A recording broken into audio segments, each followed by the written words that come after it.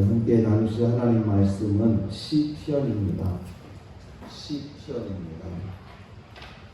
시편 중에 119편을 98절부터 106절까지 함께 공독하시겠습니다. 주의 계명들이 항상 나와 함께 하므로 그것들이 나를 원수보다 지혜롭게 하나이다. 내가 주의 증거들을 늘 읊조리우며 나의 명철함이 나의 모든 스승보다 나으며 주의 법도들을 지킴으로 나의 명철함이 노인보다 나으리이다. 내가 주의 말씀을 지키려고 발을 금하여 모든 악한 길로 가지 아니하여 싸우며 주께서 나를 가르치셨으므로 내가 주의 규례들에서 떠나지 아니하였나이다. 주의 말씀이 맛이 내게 어찌 그리 단지요 내 입의 꿀보다 더 담이이다. 주의 법도들로 말미암아 내가 명철하게 되었으므로 모든 거짓 행위를 미워하나이다. 주의 말씀은 내 발의 등이요 내 길의 빛이니이다. 주의 의로운 규례들을 지키기로 맹세하고 굳게 전하였나이다. 아멘. 할렐루야. 하나님의 크신 은혜에 감사드립니다. 우리는 시편을 통해서 이제 짧은 119편의 몇 절을 통해서 지혜가 무엇인지를 이제 또 보았습니다. 주의 의로운 규례들을 지키기로 맹세하고 내가 결심했습니다. 이게 지혜예요. 인간의 최고의 지혜입니다. 시편은 율법서이기도 하고 또 선지자들의 예언서이기도 하고 또 찬송시이기도 하고 또 지혜서이기도 합니다. 이 시편은 참 성격이 복잡한 그런 성경입니다. 어떤 시편의 문학적인 또는 글의 성격을 따지면 참 다양한 성격을 가지고 있습니다. 그래서 시편은 많은 분들, 우리 신앙의 많은 선조들이 사랑했고 또 많이 연구했고 많이 암송했고 즐거워하고 사랑했던 성경입니다. 시편을 들어가기 위해서 성경 공부하기 같이 한번 쭉 읽어가시겠습니다. 성경 공부하기 구약 성경 목록 성경 시대 부분 사사들의 이름 유다 왕들의 이름 신구약 중간 세계사 구약 성경 목록 창세기 출애굽기 레위기 민수기 신명기 여호수아 사사기 룻기 사무엘상하 열왕기상하 역대상하 에스라 느헤미야 에스더 욥기 시편 잠언 전도서 아다 이사야 예레미야 레가 에스겔 다니엘 호세아 요엘 아모스 오바댜 요나 미가 나훔 하바국 스바냐 학계 스가랴 말라기 55, 12 39편입니다. 9권입니다. 신약성경 목록 마태복음, 마가복음, 누가복음, 요한복음, 사도행전, 로마서,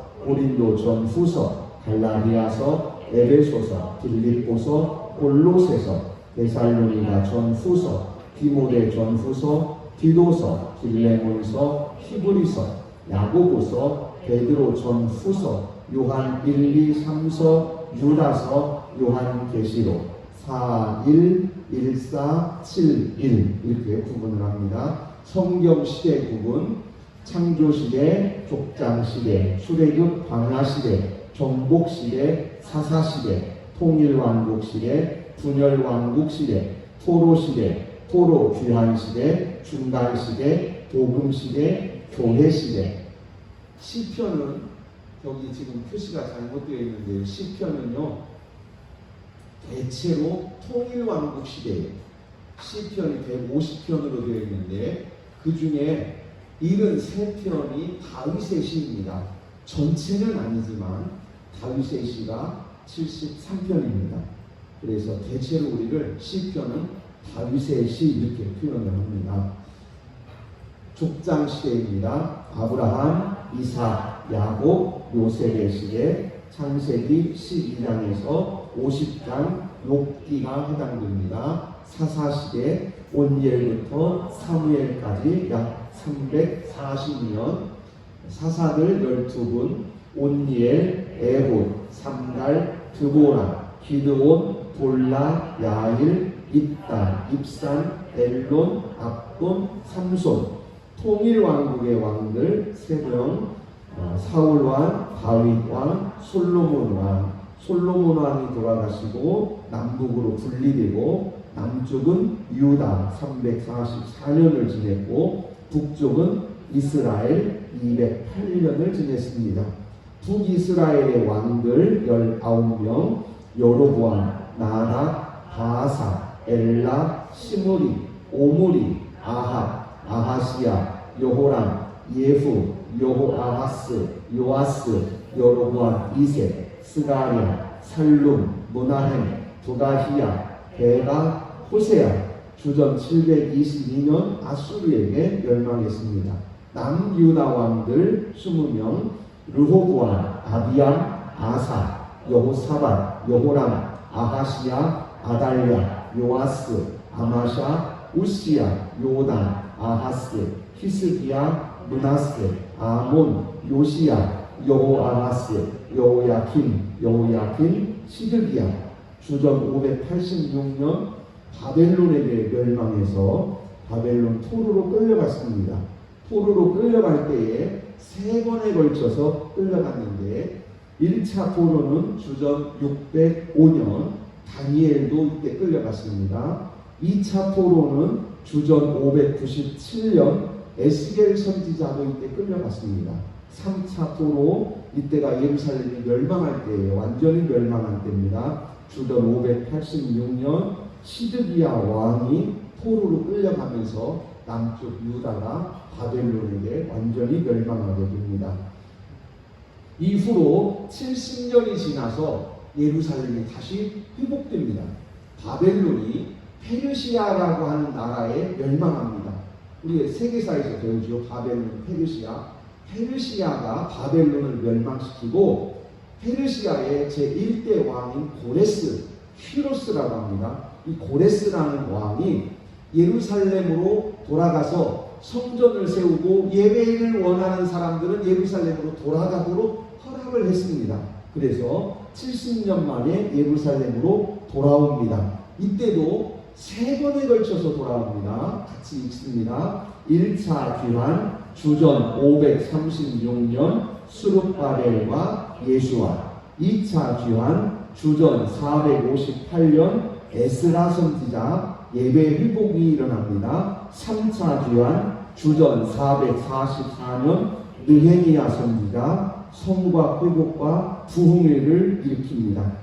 이렇게 1차, 2차, 3차 3번에 걸쳐서 바벨론 포로로 끌려갔다가 70년 만에 다시 또 1차, 2차, 3차로 돌아오게 되는 것이죠. 이것이 바벨론 포로 또는 바벨론 유수, 이렇게 세계사에서는 바벨론 유수 이렇게 말합니다. 바벨론으로 끌려갔다가 70년 만에 돌아오는 것이죠. 이것이 이스라엘의 역사고, 이후로 약 400년간 여러 나라가 이제 세계의 주도권을 갖습니다. 그때 나라들이 아수르, 바벨론, 페르시아, 헬라, 로마, 이런 나라들이 이제 계속해서 나라를 무너뜨리고 일어나고 그러면서 로마 시대에 이제 페르시아, 지금 이스라엘 땅이 팔레스타인, 지금 이스라엘 땅이 로마의 식민지로 있을 때에 베들레헴 마국간에 예수님께서 태어나십니다. 수많은 선지자들이, 구약 성경을 통해서 수많은 선지자들이 예언하셨던 그리스도, 우리를 구원하실 메시아가 베들레헴에 오신 것입니다. 베들레헴에 오셔서 우리를 위하여 구원의 일을 이루셨고, 예루살렘에서 십자가 지시고 죽으시고 부활하심으로 우리의 구원을 완성하셨습니다. 이제 이때부터를 신약 성경 이렇게 표현합니다. 신약성경 같이 읽으시겠습니다. 신약성경의 주요 인물 예수님 사생애 공생애. 사생애는 33년을 사셨는데 그 중에 30년 동안 가족들과 함께 사시던 때를 사생애, 공생애는 세례를 받으시고 부승천하실 때까지 그 기간을 공생애 이렇게 표현합니다. 약 3년입니다. 12사도 예수님의 제자들이지요. 베드로, 안드레, 야고보, 요한, 빌립, 바돌로메, 도마, 마태, 야고보, 시몬, 다데오, 가론이다, 사도 바울, 사도 요한 이런 분들이 이제 예수님의 제자로 활동을 하셨습니다. 오늘 우리가 함께 나눌 말씀은 시편입니다. 시편과 구원, 시편과 예수님, 시편과 십자가 이렇게 생각하시면 되겠어요. 시편, 나를 지혜롭게 하시는 하나님. 오늘 우리가 읽은 성경은 119편 98절부터 106절까지를 읽으셨습니다. 우리가 시편을 읽으실 때, 시편 119편을 지난번에 읽으실 때에 176절까지가 있는데 매 절마다 말씀, 율법, 교훈, 가르침, 훈계, 또 심판 이런 단어들이 각 절마다 매 절마다 한 절에 하나씩 다 들어있어요. 하나님께서 의도적으로 그렇게 시를 짓게 하신 거지요. 이것은 꼭 율법서와 같아요. 그 시편은요, 율법서 같고 선지서 같고 선문서 같고 성경을 아주 축소해놓은 아주 작은 성경이라 이렇게 표현하기도 합니다. 저자는 같이 읽겠습니다. 다윗은 약 73편, 솔로몬은 2편이에요. 72편하고 127편. 127편은 유명하지요. 여호와께서 집을 짓지 아니하시면 짓는 자의 수고가 헛되고 여호와께서 성을 지키지 아니하시면 파수꾼의 경성함이 허사로다 하는 그 시편이 127편이에요. 모세는 한편 90시편 제90편이 모세의 시입니다. 아삽이라는 분이 12편, 헤만이라는 분은 88편 한 편을 기록했고요. 에단이라는 분도 89편, 고라자손이 11편, 그리고 기타 이름을 알 수 없는 시편도 여러 편이 있지요. 대체로 시대는 제일 먼저 나온 시는 모세의 시부터 시작해서 바벨론 포로 이후까지 137편에 바벨론 포로로 백성들이 바벨론 강가에서 울었던 기록들을 보면 바벨론 포로까지로 우리가 알 수 있고요. 대체로 시편의 중심 시대는 다윗과 솔로몬 시대입니다. 그래서 시편 그러면 대체로 그 중심은 다윗과 솔로몬이다. 목적입니다. 같이 읽습니다. 하나님만이 인생 문제의 해결자 되심을 믿는다. 그리고 찬송한다. 여러분 믿는다 하고 찬송한다가 같이 나오는 거예요. 이 매우 중요해요. 시편에서는. 따라서 하시죠. 믿고 찬송합니다. 믿고 찬송합니다. 믿고 찬송합니다. 이게 매우 중요합니다. 지난 시간에도 같이 나눴는데요. 지혜가 무엇인가 같이 한번 읽으시겠습니다. 지혜는 사물의 이치나 상황을 제대로 깨닫고 그것에 현명하게 대처할 방도를 생각해내는 정신적 능력이다. 이렇게 말할 수 있고요. 첫 번째, 세상을 살아가는 처세, 판단력. 세상 사람들이 이렇게 얘기해요. 이것이 지혜다. 생활, 경제, 행동거지, 인간관계 이런 것을 지혜라고 말해요. 또 그것뿐만이 아니지요. 마음을 생각하는 사람들, 또 심리학을 생각하는 사람들, 또 우리 마음의 삶의 평안을 생각하는 사람들, 또는 이방 종교라고 말하는 것들, 그 속에서도 지혜가 있어요. 두 번째입니다. 2번, 인간을 통찰하는 힘, 마음, 생각, 미래, 꿈, 계획 이런 것들을 지혜라고도 해요. 이것은 1번보다는 수준 높은 지혜예요. 그러나 그것이 전부 다는 아니에요. 성경에서 우리에게 말씀하시는 지혜는 또 있습니다. 3번 같이 있지요. 인간의 근원과 목적지를 보는 눈. 시작. 인간의 근원과 목적지를 보는 눈. 이게 중요해요. 인간의 근원이라는 말은 사람이 어디서부터 시작되었으며 어떻게 살다가 어디로 가는가, 이것을 보는 눈이 최고의 지혜예요. 여러분, 이 눈이 열리기를 축복합니다. 이것이 열리면 겁날 게 없어요. 두려울 게 없어요. 앞으로 어떻게 될지를 안다면 여러분 걱정하실 거 하나도 없어요. 만약에 여러분들이 처음 가는 데를 간다, 미국을 처음 간다 그러면 여기서 출발할 때부터 걱정돼요. 처음 가는 길인데 어떻게 해야 되니? 처음 가는데 그런데 그 길을 쫙 꿰뚫고 있으면요 걱정 하나도 안 해요. 걱정하지 마. 아무개가 다 알아. 따라가면 돼. 아무개가 다 알아. 그러면 거기 집에 집 다니시다녀. 그러면요 하나도 겁이 안 나요. 왜냐하면 길을 잘 아는 사람이 있으니까. 그 길을 잘 아는 분이 계세요. 그분이 누구시냐면 하늘에서 오셔서 하늘 가는 길을 제일 잘 알고 계시는 분, 바로 그분이 예수님이신 줄로 믿습니다. 예수님은 하늘에서 오셨어요. 그래서 하늘로 가는 길을, 아버지께로 가는 길을 제일 잘 알고 계십니다. 그리고 인간의 근원과 인간의 삶과 인간의 목적지를 잘 알고 계세요.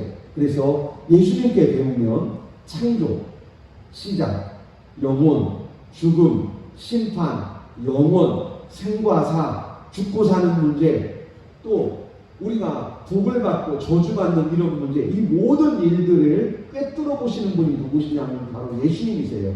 그 예수님의 지혜를 얻으시기를 주님의 이름으로 축복합니다.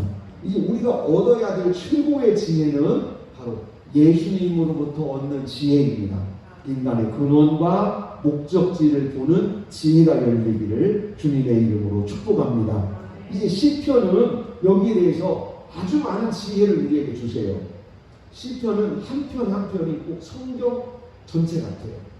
같이 한번 읽어보겠습니다. 시작. 시편은 성경 전체가 담고 있는 모든 것을 가장 아름답고 가장 짧게 집약한 일종의 작은 성경이다. 마틴 루터라는 목사님은 시편을 연구하다가 시편을 속에서 읽고 연구하다가 이렇게 정리를 했어요. 시편은 정말 시편 한 편 한 편이 창세기에서부터 요한계시록까지 성경을 압축해 놓은 것처럼 이렇게 기록이 되어 있구나. 시편이 참 귀하다. 이렇게 표현했어요. 토마스 아퀴나스라는 이분은 이 신학자인데요. 이분은 성경 전체의 총체다. 총체라는 말은 성경을 쫙 이렇게 꽉 누르면, 우리말 엑기스라고 하잖아요. 성경을 이렇게 꽉 눌러 짜면 시편이 나오겠다 그랬어요. 시편이 그렇게 좋아요. 여러분, 우리가 지금 시편 120편까지 이렇게 왔는데 한 편 한 편 읽을 때마다 어떤 때는 창세기, 어떤 때는 출애굽기, 어떤 때는 레위기, 어떤 때는 신명기, 어떤 때는 요한계시록. 이 시편 속에요, 창세기부터 요한계시록까지가 전체적으로 다 들어있어요. 어떤 때는 시편 한 편에도 다 들어있기도 해요. 여러분, 시편을 많이 묵상하기를 바랍니다. 세 번째, 인간 영혼의 해부학이다. 존 칼빈이라는 목사님은 유명한 분이지요. 장로교를 만들어 장로교의 기초를 놨던 존 칼빈이라는 목사님은, 존 칼빈 또는 존이라는 말이 요한 그런 뜻이에요. 그러니까 요한 칼빈 이렇게도 하고 존 칼빈 이렇게도 하는데, 이 칼빈 목사님은 시편을 인간 영혼의 해부학이다 이렇게 표현했어요. 여러분, 시편을 읽어보시면 내가 감추어놓고 있는 내 속에서 일어나는 일들을 성경이 다 기록해놨어요. 내 속에서 일어나는 일, 거짓말로 하나님을 섬기고 거짓말로 기도하고 또는 적당하게 헌신하고, 내가 어떻게 겉으로는 믿음이 있는 것 같은데 실상은 나 혼자 믿음이 없어서 이리저리 걱정하고 두려워하고, 이런 인간 내 속에서 일어나는 수많은 믿음의 갈등들을 시편은요 아주 낱낱하게 다 열어나고 있어요. 해부한다라는 말은 다 숨겨져 있는 것을 다 쪼개서 열어버린다는 뜻이에요. 그래서 칼빈 목사님은 시편을 읽으면서 시편을 읽으니까 내 속이 다 하나님 앞에 열어지는 것 같다. 성경 시편 말씀이 내 마음을 다 칼로 잘라서 하나님 앞에 숨기지 못하게 다 쏟아내는 것은 해부를 당한다. 이렇게 표현했어요. 그래서 인간 영혼의 해부하기 바로 시편이다. 이런 표현을 했습니다. 여러분 시편을 많이 읽으시고 또 묵상하시고 또 찬송하시면서 하나님 만나시고 하나님 주시는 은혜와 지혜를 얻기를 주님의 이름으로 축복합니다. 이제 시편에서의 지혜입니다. 88편을 같이 보시겠습니다. 잠깐 몇 절만 볼 거예요. 시편 88편입니다. 15절부터 봅니다. 시작. 내가 어릴 적부터 고난을 당하여 죽게 되어 싸우며 주께서 두렵게 하실 때에 당황하였나이다.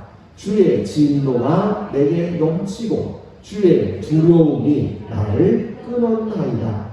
이런 일이 물같이 종일 나를 애우며 함께 나를 둘러쌌나이다. 주는 내게서 사랑하는 자와 친구를 멀리 떠나게 하시며 내가 아는 자를 흑암에 두셨나이다. 아멘. 시편 88편은 하나님 앞에 갔더니 하나님 나 무서워 죽겠어요. 하나님만 만나면 나 무서워 죽겠어요. 최원사님 저 무서워요? 안 무서워요? 예? 안 무서워요. 안 무서워요? 네. 안 무서워요. 장로님은 저 무서워요? 안 무서워요? 안 무섭지요. 안 무서워요. 왜 안 무서워요?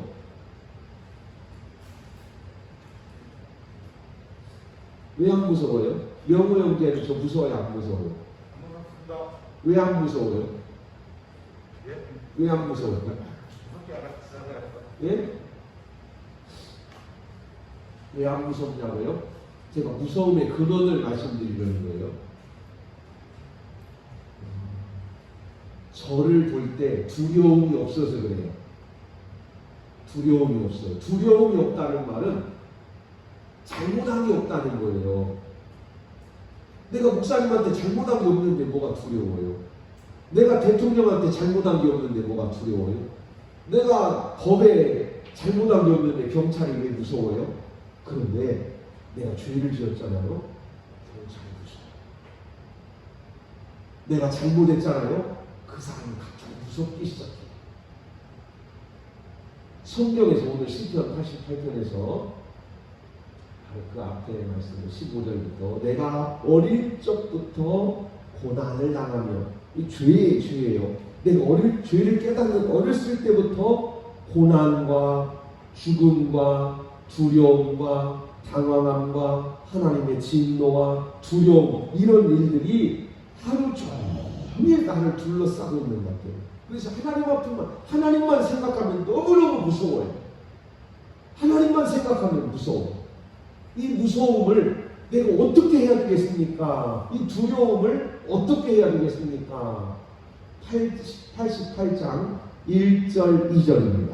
88장 1절 2절 시작. 여호와 내 구원의 하나님이여 내가 주야로 주 앞에서 부르짖었사오니 나의 기도가 주 앞에 이르게 하시며 나의 부르짖음에 주의 귀를 기울여 주소서. 아멘. 나의 구원의 하나님이여 할 때 구원의 하나님 이 말은 믿음이에요. 따라서 하십시다. 믿음.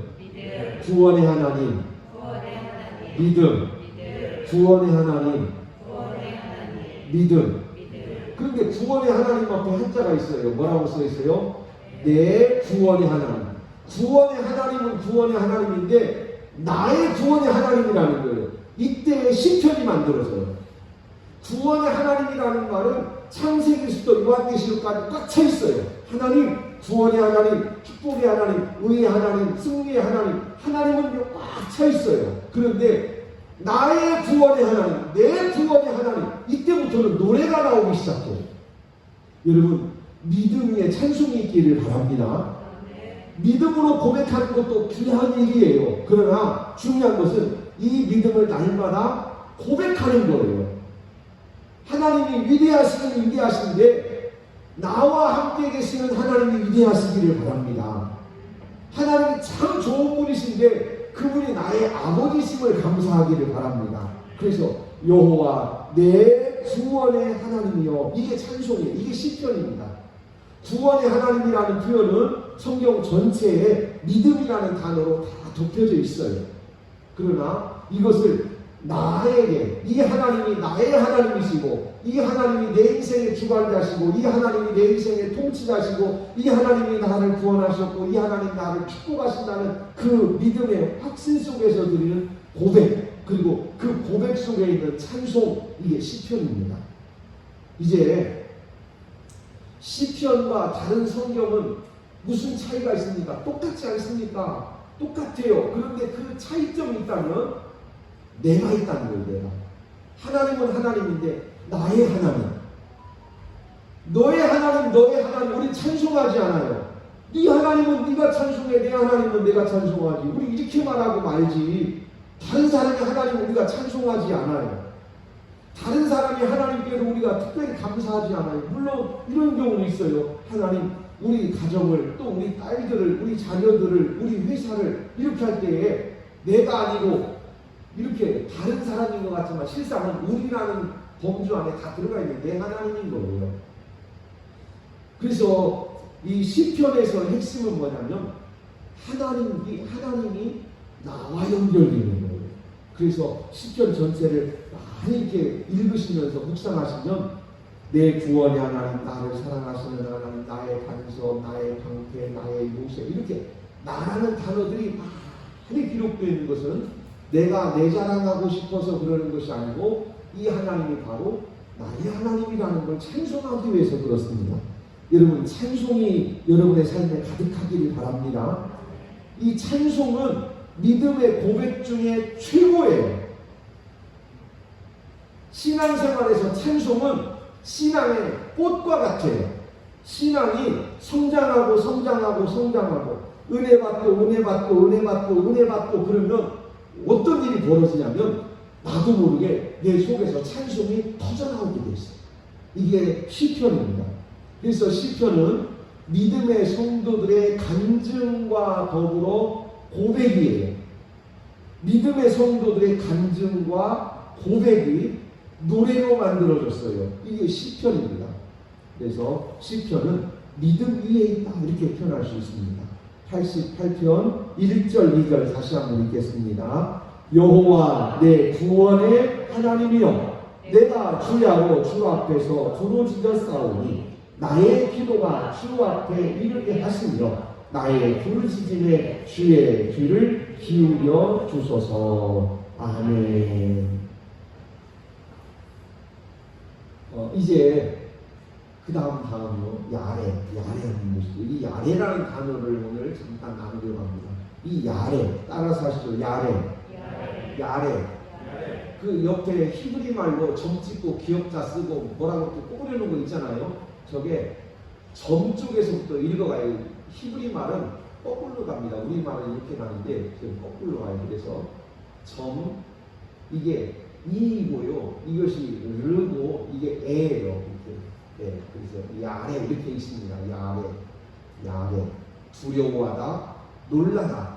그냥 어떤 사건을 대상으로 야레 그러면 나 그것 때문에 깜짝 놀랐어. 나 그 일 때문에 놀랬네. 이렇게 말하고, 이 야레라는 단어가 하나님 앞에 쓰여지면 내가 하나님을 경외한다, 이렇게 표현해요. 두렵다는 뜻은 똑같습니다. 두렵다. 구약성경에 400번 이상 나오는데요. 시편에 80편 나옵니다. 신명기에 44번, 지혜서에 48번 이렇게 나오는데, 그 다음 보시고요. 두려움 같이 있습니다. 1번 두려움, 생활 속에 두려운 감정, 적, 짐승, 질병, 죽음. 우리가 생활 속에서 만나는 두려움이죠. 적을 만나면 두렵지요. 무서운 짐승을 만나면 무섭지요. 두렵지요. 질병을 만나면 두려워요. 죽음이 눈앞에 오면 두렵습니다. 이 두려운 감정이 인간의 두려운 감정. 두 번째요, 2번 하나님의 임재, 하나님의 현현, 하나님이 나타나셨다. 하나님을 경외한다라고 표현될 때에 두렵다, 하나님이 두렵다 이렇게 표현해요. 우리가 1번은 우리가 생활 속에서 느끼는 두려움의 감정이라면, 두 번째는 하나님을 객관적으로 보는 두려움이에요. 객관적으로. 그러니까 구원의 하나님 이렇게 표현한다면 이제 3번 세 번째 있습니다. 하나님을 경험하는 두려움과 기쁨이 신뢰와 경배로 이어진다. 이걸 또 두려움이라고 해요. 이거는요 예배에서 일어나는 두려움이에요.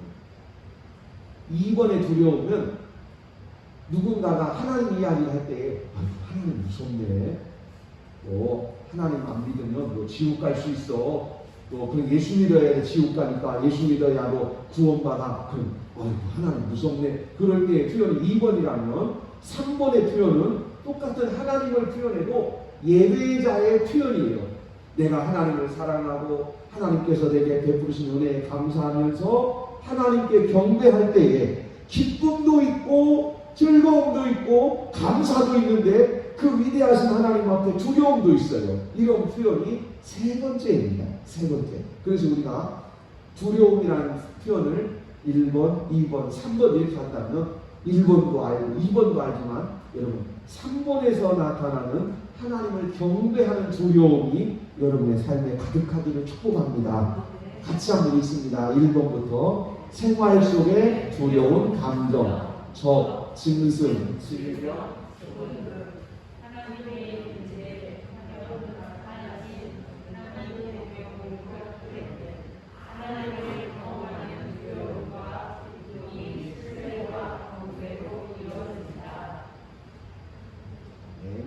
그 다음 보시죠. 이제 이 두려움이 하나님이 왜 두려움을 주십니까? 이 두려움을 지혜로 연결시키시려고 그래요. 사람이 두렵지 않으면요 하나님 앞에 무릎 꿇지 않아요. 무릎 꿇어. 예를 들어서 전쟁터에서 무릎 꿇어 그런데 빈손 들고 적한테, 총 들고 있는 적한테 너 무릎 꿇어 그러면 네가 꿇어 그러지요. 전쟁터에서 상대 군인들이 둘이 서로 만났으면 누가 무릎 꿇어요? 무기가 작은 사람이 무릎 꿇는 거예요. 저쪽은 핵무기를 가지고 있고 여기는 소총 가지고 있으면 무릎 꿇어 그러면은 소총 가진 사람은 핵무기 가진 사람한테 무릎 꿇어야 되는 거예요. 이게 하나님 앞에 우리를 무릎 꿇게 하기 위해서 두려움을 주신 거예요. 두려움은 긍정적인 면도 있고 부정적인 면도 있어요. 그러나 하나님이 우리에게 주시는 두려움의 긍정적인 목적은 뭐냐면 하나님 앞에 무릎 꿇게 하시는 거예요. 여러분 이 은혜가 있기를 주의 이름으로 축복합니다. 이제 같이 읽겠습니다. 두려움에서 지혜로 이어진다. 구약의 지혜는 하나님을 경외하는 바른 행동을 의미한다. 즉 하나님의 통치에 순종하며 명령대로 살아가는 것이다. 하나님을 경외하는 자는 현재와 미래의 두려움을 피해 복되게 살 수 있다. 아멘. 이게 지혜입니다. 하나님을 두려워하는 사람에게 임하는 지혜는 미래를 볼 수 있는 거예요. 현재와 미래의 두려움. 우리가 어떤 일이 벌어질지 모르는 그 속에서 지혜를 얻게 되기 때문에 하나님과 함께라는 두려움이 없게 되는 거죠. 그래서 하나님을 신뢰하고 하나님과 동행하게 됩니다. 이거 구약 전체에서 나타나는 지혜라면 이제 시편에서 한번 보겠습니다. 시편. 여기를 이제 오늘 보려고 하는 거예요. 시편의 지혜입니다. 시작. 시편의 지혜. 시편의 지혜는 하나님을 경외하는 거룩한 예배의 행동을 의미한다. 예배는 순종을 포함하는 거룩한 생활을 총체적으로 표현한다. 그리고 예배자들에게 복이 있음을 아는 것이 곧 지혜다. 아멘. 여러분 이 지혜를 얻으시기를 축복합니다. 예배자에게 복이 있음을 아는 것이 지혜예요. 예배자, 하나님 앞에 무릎 꿇는 자가 복이 있다. 하나님 앞에 무릎 꿇는 자가 복이 있다. 이것을 알게 하시려고 두려움도 주고 근심도 염려도 걱정도 하나님께서 우리에게 주셨다가 그 앞에서 다 무릎 꿇으면 하나님께서 무릎 꿇는 자에게 복이 임하는 비밀을 가르쳐 주세요.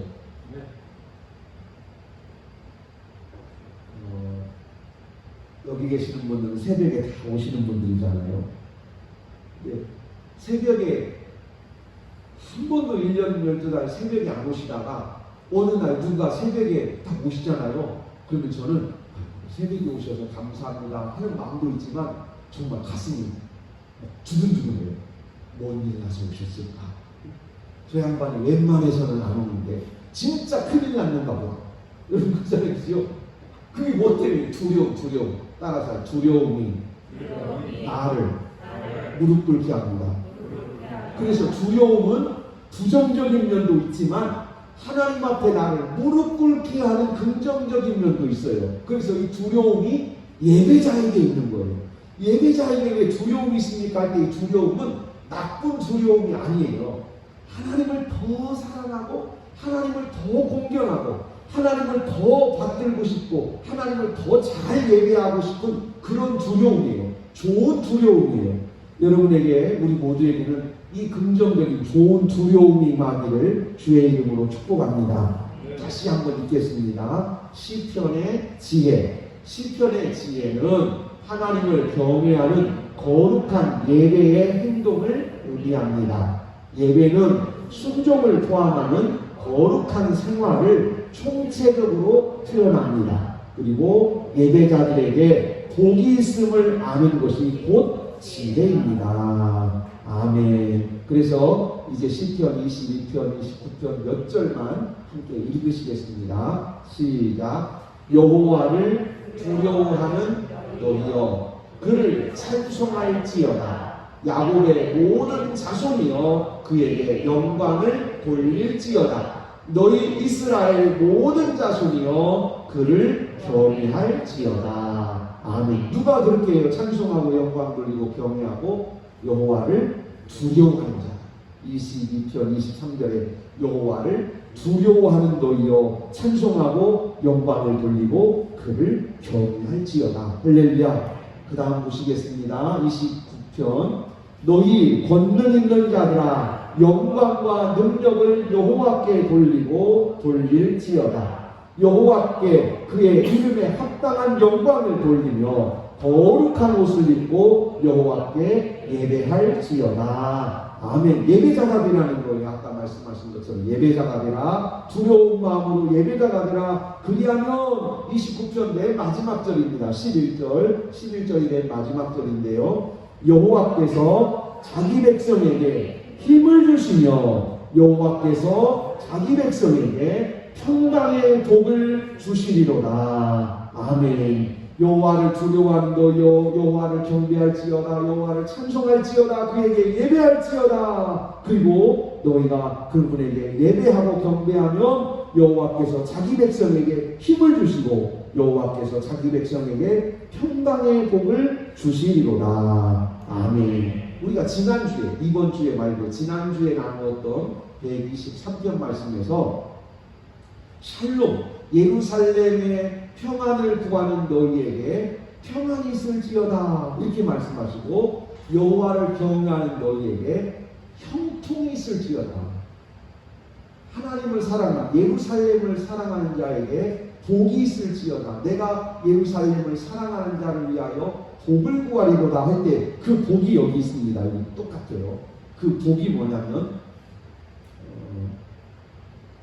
어떤 분이 지난주에 토부를 얘기했는데 그 재성교회 사모님이 토부라고 그랬어요. 토부. 그 토부가 뭐냐면 선하심 또는 복 그런 뜻인데요. 그 복이 이 두 개를 합친 거예요. 힘, 그 다음에 평강. 너 백성에게 힘을 주시는도다 할 때 힘이 뭐냐면 형통입니다. 형통. 따라서 하시죠. 형통함. 두 번째는 평강. 이 둘을 합치면 복이에요. 복. 이 둘을 합치면 복이에요. 시편에서 말씀하시는 복은 형통과 평안을 합친 것이 복이에요. 주일에도 지난 주일에도 말씀드렸지요. 우리가 아무 일 없이 평안하다 하면 좋아요. 그런데 평안하긴 평안한데 되는 일이 없으면 안 되잖아요. 그렇죠? 그런데 일은 잘 되는데, 일은 잘 돼. 하는 일마다 잘 되는데 마음은 편치 않아요. 이것도 복이 아니에요. 이 두 가지가 동시에 있기를, 함께 있기를 주의 이름으로 축복합니다. 누구에게 주십니까? 시편 29편 1절 2절 바로 위에 있는 1절 2절 말씀에 너희 권능 있는 자들아, 즉 죄를 이긴 자들이에요. 전 권능 있는 자들아, 영광과 능력을 여호와께 돌리고 돌릴지어다. 여호와께 그 이름에 합당한 영광을 돌리며 거룩한 옷을 입고 여호와께 예배할지어다. 할렐루야. 예수 이름으로 구원받고 죄사함 받은 백성이 하나님 앞에 예배하면 그 예배의 결과 여호와 하나님께서 자기 백성에게 힘을 주시고, 이것은 형통이죠. 여호와 하나님께서 자기 백성에게 평강의 복을 주시리로다. 아멘. 평안입니다. 여러분, 하나님께서 우리에게 이것을 주시려고, 형통과 평안의 이 복을 주시려고 하나님께서 우리를 두렵게 하신 거예요. 그 두려움이 바로 지혜로 연결되고, 그 지혜를 통해서 하나님 앞에 나아가는 길이 열렸으니 우리는 두려움에 대해서도 또한 두려움을 주신 하나님께도 감사해야 할 줄로 믿습니다. 이제 그러면 여기까지가 시편이라면 시편으로 끝난 게 아니고 시편에 계신 하나님께서 우리에게 오셨어요. 시편에서 지혜를 우리에게 주신 하나님께서 우리에게 오셔서 시편의 지혜가 어떻게 완성되었는가를 살펴보려고 합니다. 시편의 지혜 완성, 시편에 말씀하신 지혜가 어떻게 완성되는가? 십자가와 부활에서 완성됩니다. 여기 사도행전입니다. 사도행전 2장 같이 읽으십니다. 다윗이 그를 가리켜 이르기를, 그리스도입니다. 내가 항상 내 앞에 계신 주를 되었으며 나로 요동하지 않게 하기 위하여 그가 내 우편에 계시도다. 그러므로 내 마음이 기뻐하였고 내 혀도 즐거워하였으며 육체도 희망에 거하리니 이는 내 영혼을 음부에 버리지 아니하시며 주의 거룩한 자로 썩음을 당하지 않게 하실 것이니로다. 주께서 생명의 길을 내게 보이셨으니 주 앞에서 내게 기쁨이 충만하게 하시리로다 하였으므로. 아멘. 다윗이 어떻게 고백했냐면요, 하나님이 항상 나와 함께 하신다. 하나님이 나를 버리지 아니하시고 하나님 나를 떠나지 아니하시고 하나님이 항상 나와 함께 계시고 내가 살아있을 때도 죽을 때도 내가 영원히 세상 사람들에게 눈에 보이지 않아도 하나님은 나를 떠나지 아니하신다. 나를 하나님이 죽여서 영원히 나를 버리지 않고 나는 그렇게 하지 않으신다. 하나님이 나와 영원토록 함께 하신다. 그런데 그분이 누구시냐? 바로 죽으시고 부활하신 예수 그리스도시다. 베드로는 바로 다윗의 그 고백을, 다윗이 누구를 향하여 고백했느냐? 다윗이 예수 그리스도, 우리의 구주를 향하여 이렇게 기록하였다, 이렇게 고백했다. 그래서 시편이 다윗의 시편이잖아요. 그래서 지금 베드로는 말하기를 시편에서 그렇게 우리에게 말씀하시고 우리를 두렵게 하시고 우리를 무릎 꿇게 하시고 죄 앞에서 떨게 하신 그 하나님이 오셔서 우리의 죄를 해결해 주셨는데 어떻게 해결해 주셨느냐? 우리에게 찾아오셔서 피 흘리심으로 우리의 모든 죄를 다 씻어주시고 우리와 영원히 함께 하심으로 우리를 지혜로운 자가 되게 하셨다. 이렇게 말씀하고 있습니다.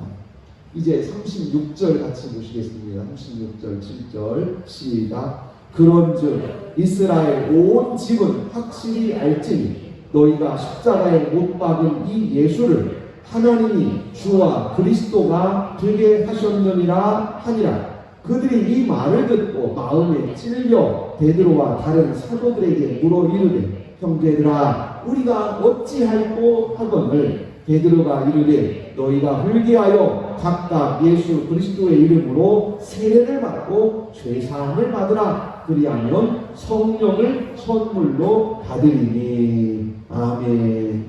너희 이제 죄의 문제로 다시 돌아갑니다. 죄 때문에 두려움이 있고 죄 때문에 근심해요. 이 두려움 때문에 하나님 앞에 무릎 꿇고 이 두려움 때문에 하나님 앞에 나갑니다. 그랬더니 하나님께서 예수 그리스도를 우리에게 보내셔서 우리가 그렇게 두려워하는 죄의 문제를 씻어 주셨습니다. 우리가 어찌할꼬, 우리가 어떻게 해야 이 영원한 두려움에서 벗어날 수 있을까? 이 두려움에서, 이 죄의 저주에서 우리가 어떻게 영원히 벗어날 수 있을까 할 때 하나님께서 우리에게 지혜, 즉 최고의 답을 주셨는데, 너희가 예수 이름으로 회개하고 예수 이름으로 새 사람 되고 예수 이름으로 죄사함 받고 예수 이름으로 성령을 받으라. 할렐루야. 바로 이 길을 열어주신 거예요. 그 시편의 완성은 성령 충만입니다. 따라서 아시죠? 시편의 완성은 성령 충만입니다. 할렐루야. 성령을 받으라. 이 말씀은 성령을 선물로 받으리라. 그래서 성령을 받은 성도의 그 아름다운 찬양, 그 아름다운 기쁨의 모습이 바로 시편의 완성입니다. 이제 마지막 끝에 보시겠습니다. 시편의 지혜 완성, 십자가 부활, 예수 그리스도를 믿음으로 죄사함 받고 성령을 선물로 받아 하나님의 거룩한 백성으로 살아가는 것이 인생 최고의 지혜입니다. 아멘.